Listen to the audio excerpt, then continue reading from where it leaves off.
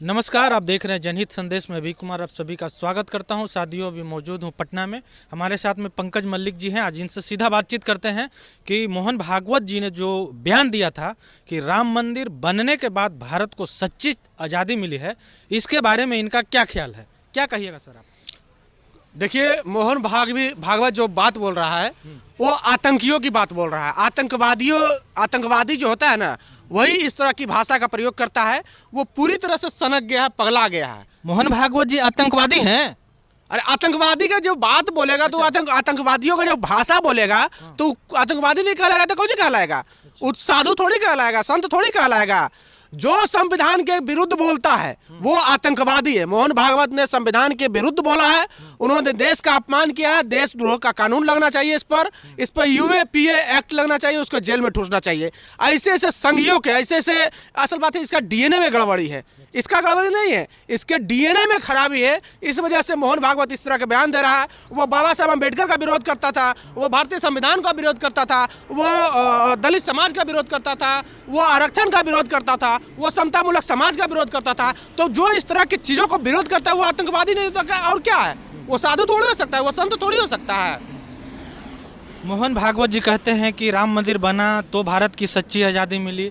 एक नवनिर्वाचित सांसद हैं, ये क्या बोलता है, कंगना रनावत, वो कहती हैं कि मोदी जी जब पीएम बने थे 2014 में, तभी जो है भारत को सच्ची आज़ादी मिली। कुछ समझ में ही नहीं आता ये लोग क्या बोल रहे हैं।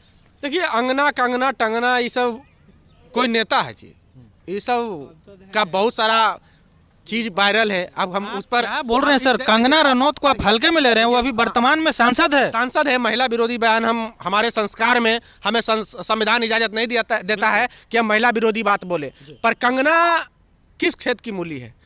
कंगना कहाँ से पढ़ाई की है? 2014 में आज़ादी मिली है। एक तो भारतीय जनता पार्टी के नेता है, वो कहती थी कि आज़ादी जो है 99 साल के लीज पे मिला है।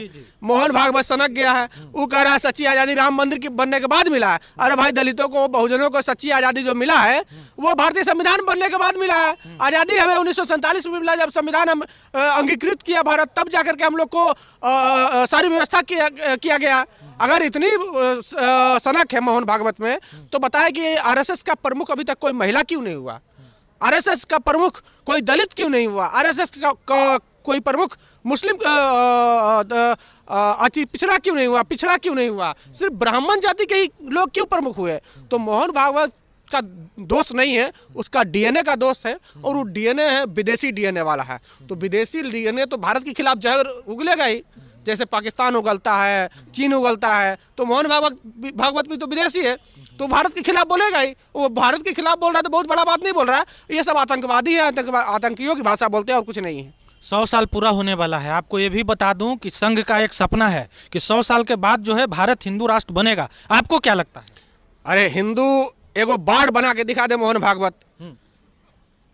मोहन भागवत में इतनी हिम्मत है तो कोई एगो हिंदू बाढ़ बना के दिखा दे, इतनी हैसियत है तो।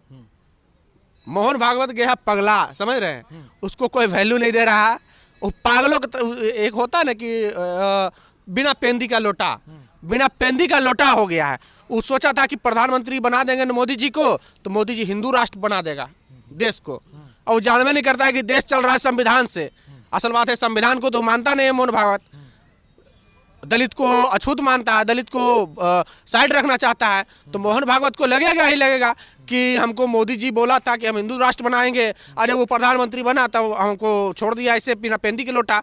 तो मोहन भागवत बिना पेंदी का लोटा हो गया है, फट्टल ढोल हो गया है। आज हम बजा रहे हैं, कल आप बजाइएगा, कोई दूसरा बजाएगा। डेली उसको रोज न रोज मोहन भागवत को कोई न कोई बजाते रहता है। बिहार में 2025 में आने वाला समय में जो है विधानसभा चुनाव होने वाला, इसको आप किस रूप से देखते हैं? सत्ता परिवर्तन तो जनता के इशारों पे, जनता के वोट पे तय करता है। पर यह जान लीजिए कि आने वाला समय बहुजन समाज का है, बहुजनों का है, और खास करके जो दबे कुचले लोग हैं उनका है। क्योंकि संविधान अब धीरे धीरे जो है ना और मजबूत होते जा रहा है। कहा जाता है ना कि आप किसी चीज़ को दबाने की कोशिश करते हैं तो वो और तेजी से उभरता है।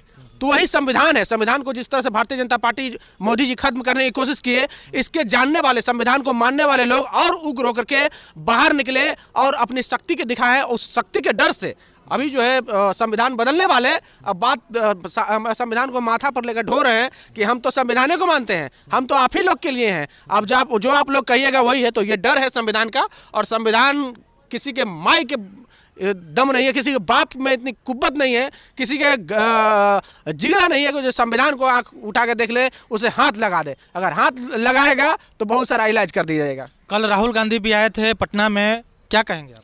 देखिए, राहुल गांधी किसके प्रोडक्ट है? कांग्रेस के। कांग्रेस सांपनाथ है तो भाजपा नागनाथ है। तो दोनों सांपनाथ नागनाथ अपने में उलझ करके चाहता है कि मुद्दा को भटकाए रखे, हम दलितों को अधिकार से हमारे एसी एसटी ओबीसी समाज के लोग तो उसके सपोर्ट में जा रहे हैं ना, कांग्रेस के ना, उसके बहकावे में आने नहीं चाहिए। वो दोनों सांपनाथ नागनाथ है, वो दोनों जो है जहर है, एक मीठा जहर है, एक कड़वा जहर है।